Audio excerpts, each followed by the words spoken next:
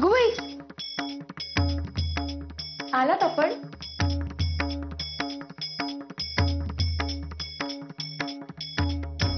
आज काय होते आहे तुम्हास? काय नाही.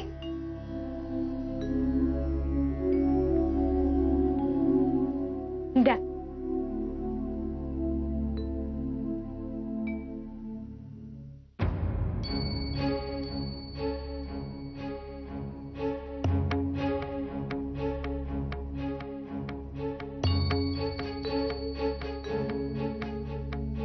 मी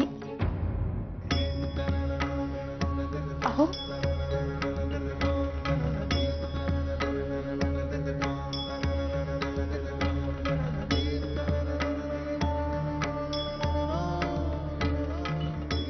मी देते. काही गरज नाही.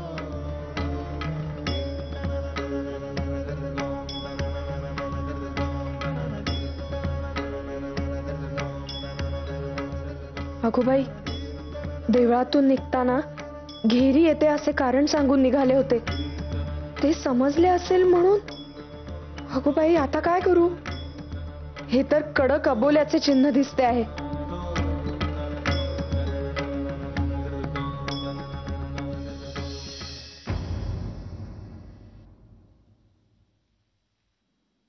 अहो अहो भाजी,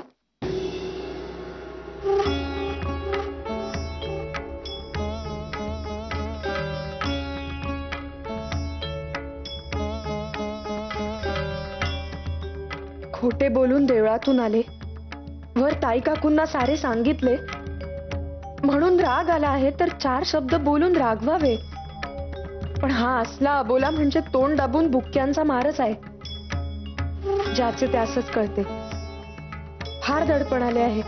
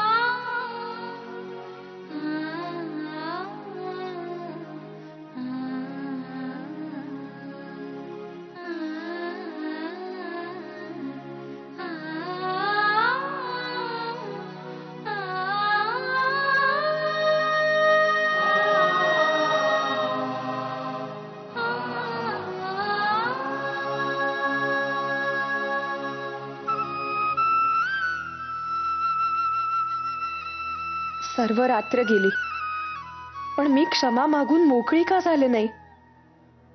रस्त्या आढ्यतेने मी मनाला वेदना मात्र लावून घेतली. का बरे?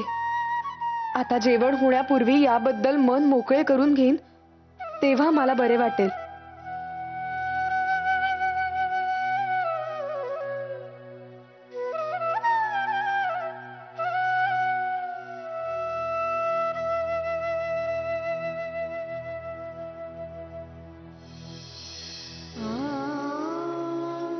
दोन दिवसांच्या अबोल्याने जीव अगदी जाईलसे झाले आहे. देवळातील घटनेवरून जे मनी धुसमुसते आहे ते मला रागे भरून सांगतही नाहीये.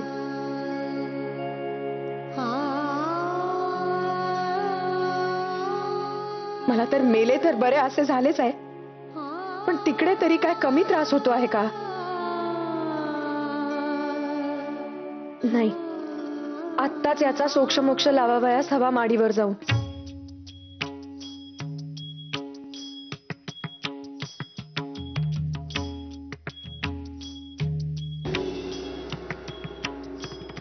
अंग धुतल्यापासून बायकांचे जेवणे होईपर्यंत माझघर, स्वयंपाकघर आणि देवघर सोडून इतर कुठेही जाण्यास बंदी केली आहे मला वडील बायकांनी.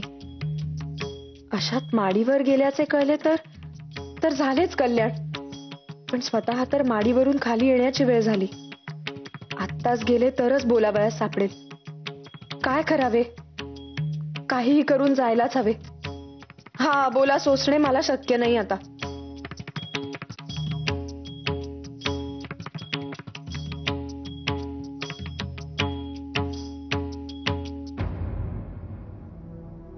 सोमण काकू, काय?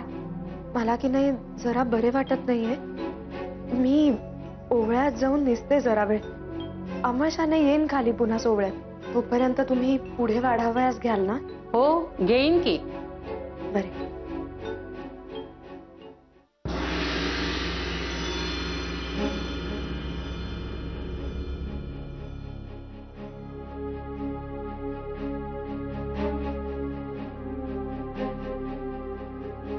स्वतः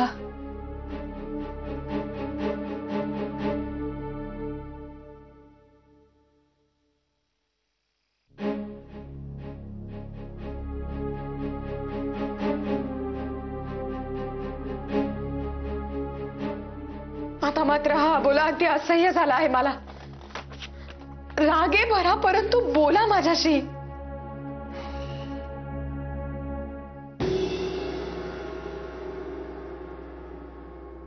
पुराणाचे प्रसंगी सनातनी बायकांनी सुधारक बायकांस बसावयास जागा दिली नाही. जाणून बुजून त्यांना पुरुषांचे शेजारी बसावयास भाग पाडले. त्यांचे मनी कपट होते. परंतु सुधारक स्त्री पुरुषांमध्ये तर स्वच्छ मोकळेपणा आहे. त्यातील कोणीही आपली मर्यादा सोडित नाही. धिटाईने वागणे म्हणजे विनय सोडणे असा अर्थ होत नाही रमाबाई.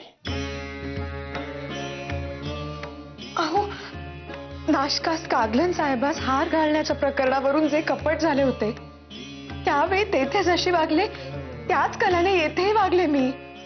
नाही, तेथील कपटास तुम्ही बळी पडला नाहीत. येथील कपटास मात्र तुम्ही फसलात.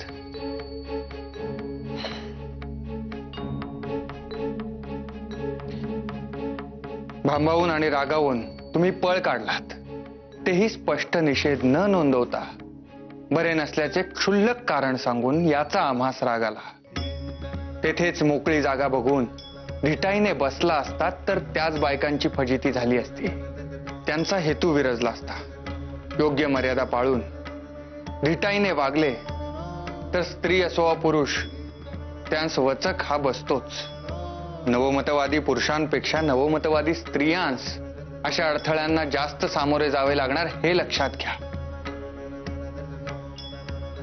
आणि विशेषतः तुमच्याकडे दोन्ही बाजूंचे लक्ष आहे हे ध्यानात घेऊन विचारपूर्वक आणि काटेकोरपणे नको का वागावयास. उमजले, पुन्हा नाही असे व्हायचे कधी. पण हे असे अबोल्याचे मात्र करू नये कधी माझ्या जीवात.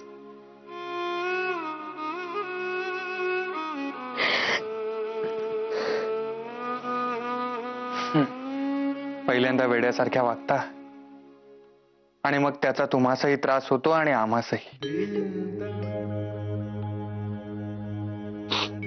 आपल्या आवडत्या माणसाची दिशा समजली की तीच बाजू बळकट धरावी आणि त्याप्रमाणे चालावे, म्हणजे कोणाचाही त्रास होत नाही.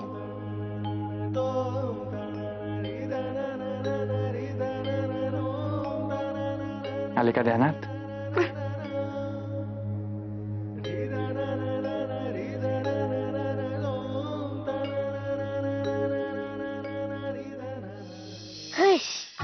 अखेर आबोला सुटला. पण स्वतःनी सांगितलेली गोष्ट मी मनात अगदी बिंबवून ठेवली होती की आपल्या आवडत्या माणसाची दिशा समजली की तीच बाजू बळकट ठेवावयाची, म्हणजे दोघांनाही त्रास होत नाही. स्वतःना जी गोष्ट आवडत नाही ती करावयाची नाही असे मनाने पक्के घेतल्यावर पुढे मी असा प्रसंग येऊच दिला नाही. पुढे हिराबागेत एज्युकेशन कमिशनची सभा भरली. तिथे माझे आणि पंडिता रमाबाईंचे भाषण झाले. स्त्रियांनी ज्ञानप्राप्ती करून घेतल्याखेरीज हिंदुस्थानची स्थिती पालटणार नाही.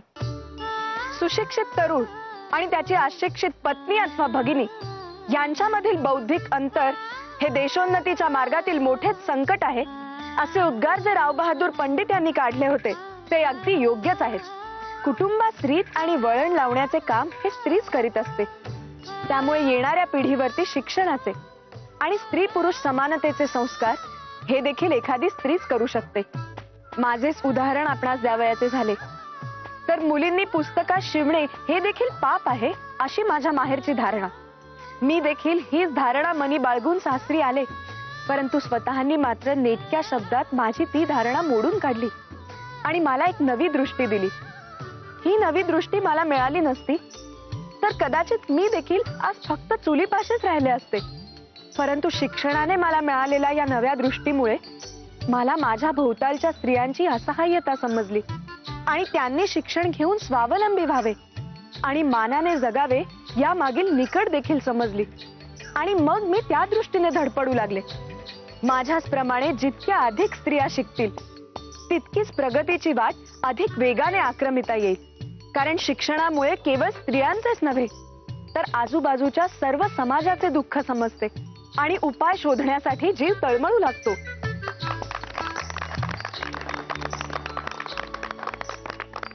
स्त्रियांनी शिकणे ही आम्ही गोऱ्या लोकांकडून उचललेली गोष्ट आहे असे म्हणणे अगदी चुकीचे आहे. वैदिक काळापासून स्त्रियांनी संस्कृतीचा गौरव वाढविला आहे आणि वादसभांमधून आपल्या बुद्धीचे चातुर्यही दाखविले आहे. स्त्रिया नेहमीच अनुगामिनी होत्या असेही नाही. अनेक वेळा त्यांनी अग्रणी होऊन कार्य केले आहे. दूर कशाला, झाशीच्या राणीसाहेब लक्ष्मीबाई यांनी गाजविलेला पराक्रम अगदी ताजा आहे. तर सावित्रीबाई फुल्यांनी स्त्री शिक्षणाची मुहूर्तमेढ रोवण्यासाठी सोसलेला शेणाचा मारा हाही सर्वश्रुत आहे. विशेष करून या साऱ्या स्त्रियांनी दिलेली ही झुंज आपल्यासाठी आहे हे आपण विसरता कामा नये. म्हणून त्यांच्या ऋणातून मुक्त होण्यासाठी स्त्री शिक्षणाचा प्रसार हिरिरीने करणे हे आपले कर्तव्यच आहे.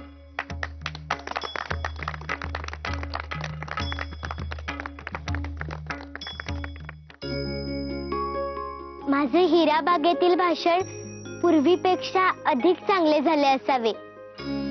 या संबंधाने केव्हा केव्हा बोलणे होत असे, त्यावरून मला हे समजले.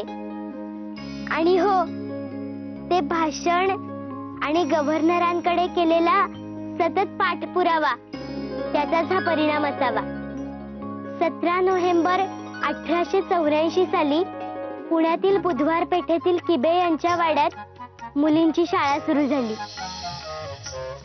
सभांमुळे नव्या अजुन्या साऱ्याच बायका एकत्र जमत. तेव्हा स्वतःचे म्हणणे पडले की इंग्रज आणि एतदेशीय बायकांना जमवून एखाद्या पार्टीचे नियोजन करावे, म्हणजे बायकांचा एकोपा वाढेल. मी आणि माझ्या 2-4 मैत्रिणींनी मिळून गव्हर्नर यांच्या पत्नी लेडी रे यांना एक पार्टी दिली. ती पार्टी स्त्रियांची पुण्यातील पहिलीच पार्टी होती. बाबा, अलीकडे तुझा हिशोब चांगला यायला लागलाय. 5 अधिक 5 10 देतोयस तू. आणलंय बघा सर. पणबा जी, थांब जरा. मला सांग, सायंकाळी तू रमेश सोबत कोणत्या सभेस गेला होतास? जो तुम्हाला हेच विचारतोय. अरे, आनंदाच्या उकळ्या फुड्याला काय झालंय? काय झालं म्हणजे मी पार्टीला गेलो होतो. पार्टी, बायकांची पार्टी. कसली पार्टी? काय सांगतोय? अहो, पार्टी मेजवानी. मेजवानी? अरे, रमेशची कसली पार्टी? अहो, स्त्रियांमध्ये एकोपा वाढावा, स्त्रियांचे प्रश्न हे सरकारी दरबारासमोर मांडता यावेत म्हणून ब्रिटिश अधिकाऱ्यांच्या स्त्रियांचा पाठिंबा मिळावा, त्यांची समजूत वाढावी म्हणून गव्हर्नर रे यांच्या पत्नीस लेडी रे यांच्यासाठी रमाबाईंनी आणि त्यांच्या मैत्रिणींनी एक मेजवानी दिली. जी जी. काय? म्हणजे रमीने तिथे काही खाल्ले बिल्ले की काय? की काय? नाही हो बाळंभटजी, असे काहीही झाले नसेल. सांग बरे पांडू दादा, काय काय झाले तिथे? म्हणजे समजा अगदी बैजवर सांगतो बघा. समतो कसं अगदी मोठं थाटाचं होतं. पर शालीनच होतं, पर थाटाचं होतं. आपल्या काही बायका होत्या तिथल्या गोऱ्या गोऱ्या अशा जागा घातलेल्या माडमा होत्या. वा वा. म्हणजे समध्या बायका बायकाच होत्या. पोरं बाळ कुणी नव्हती बुनबुन करायला. आणि समध्या बायका अगदी कशा हॅस पॅस करून बोलत होत्या. म्हणजे आपली रमा देखील धर्व ओ रमा वहिनी साहेब अशा रुबाबात बोलत होत्या ना. आणि आपल्या ज्या बायकांना कळत नव्हतं ना त्यांना बी समजून सांगत होत्या. त्यामुळं कसं आहे आमच्या सारख्या गडी माणसाला बी कसं पटकन कळत होतं. आणि तुम्हाला खरं सांगू का आपल्या रमा वहिनी साहेबांना काय मानानं वागवत होत्या त्या गोऱ्या मॅडमा. वा वा वा. पांडू दादा तिथे खाण्याचे काय होते सांग ना. आले का बाबा तुझी कथा मूळ पदावर, खाण्याचे काय म्हटल्यानंतर अहो नाही म्हणजे ते आता नाही सांगतो काय आहे? हा एक खाण्याचे जिन्नस होते. पण आपल्या बायकांचे जे काही खाण्याचे जिन्नस होते ना ते वेगळ्या खोलीमध्ये ठेवले होते. हा आणि अशा अगदी काचेच्या नक्षीदार ताटलीमध्ये घेऊन खात होते. बर बाळंबटजी आपल्यातल्याच काही बायका आपल्या मुलाबाळांकरता पदरामध्ये तिथली फळं आणि मिठाया घेऊन जात होती. म्हणजे ते हळदी कुंकवाला असं वटकीत धरून येतात ना तसं. अरे साहजिकच आहे. म्हणतात ना घर हिंडते आकाशी परी तिचे चित्त पिल्लांपाशी. खरंय खरंय. तसेच मुलांसाठी बायका नेणारच. पण एकूण सारे थाटाचे झाले तर तर अहो मग आता उद्याच्या वर्तमानपत्रात एक मोठी बातमी येणार आहे. कसली रे? पुण्यामध्ये स्त्रियांसाठी पहिली पार्टी. लेडी रे यांच्या सन्मानार्थ सौभाग्यवती रमाबाई रानडे यांच्याकडून पुण्यामध्ये स्त्रियांसाठी पहिली पार्टी. आणि काय झाले? बरे झाले ताई काकूंना वाचता येत नाही. नाही तर नाही तर मी बी सुटलो नसतो त्यातनं. मी बी गेलतो ना चटा हळू ऐकलं नाही ना त्यांनी. नाही त्यांनी काही करायच्या आधी मारून घेतोय स्वतःला.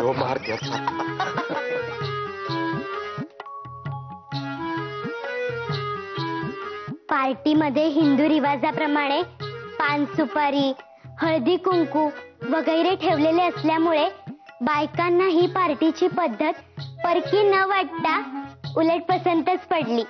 शिवाय जिन्नसही स्वतंत्र खोलीत मांडले होते. आणि तोंडे गोड करणारी एक आनंदाची घटना आमच्या घरी सुद्धा घडली होती बरे का.